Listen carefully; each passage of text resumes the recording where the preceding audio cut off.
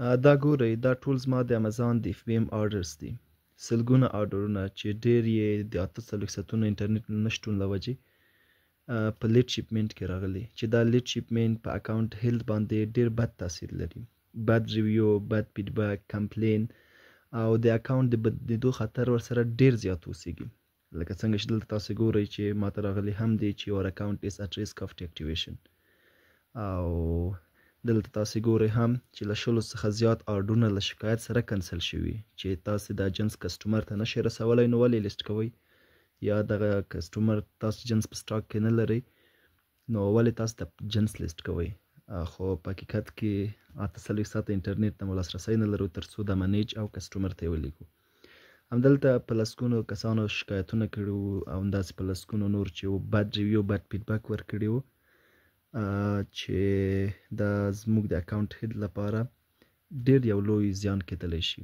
او دا کوم آرډرونه چې اوس ټول راغلي او په دې باندې زیات وخت وتلی، مخکې مو چې دغه جنس کسټمر ته په 2.5 پاونډه لیږو، نو اوس به موږ پوسټ افیس ته د شیپینګ لپاره یې 15 پاونډه ورکوو، چې دا خپله هم یو لوی تاوان دی.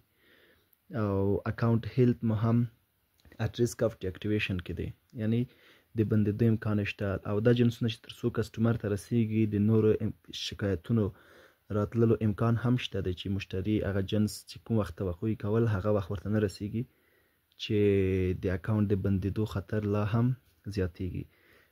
دا یوازې په دغه یو اکاونټ کې نه دی، دا 4 نور امازان سیلر اکاونټونو کې هم همدا حال دی.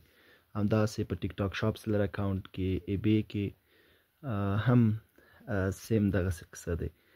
نو هغه د کلونو خواري چې موږ خپل پروډکټونه ټاپ ته راویستل، هغه د کلونو خواري چې موږ خپل لیسټینګونو لپاره ریویو اخیستل، کار مو ورته کوو، د لیسټینګونو ریټینګ مو جګبوو او خپل برانډ لپاره مو کار کوو تر څو ټاپ ته راولو، نو هغه ټوله خواري مو د کلونو یوازې 48 ساعتونو کې د انټرنیټ نشتون له وجې اوس له لوی مشکل سره مخ کېږي، چې هر څه به بیرته له سره شروع کېږي.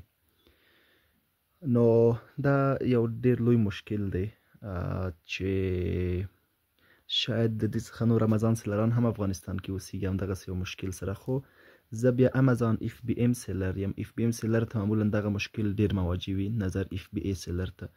اف بی ای هم په دې لیست اکاونټ کې شته دی، اف بی ای هم زه جنسونه خرڅوم، هغې لپاره هیڅ مشکل نشته، خو یوازې دا مشکل اف بی ام کې راغلی،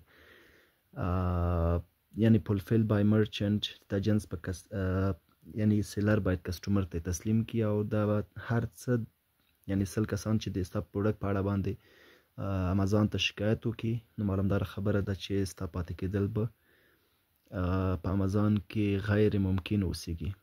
نو واقعا چې سخت ورباندې خفه یم او موږ هم زموږ غوښتنه هم له دې خلکو څخه ډېره ساده ده چې پیسې نه غواړو، مرسته مو نه غواړو، کار در څخه نه غواړو، یوازې موږ افغانان کار ته پرېږدئ.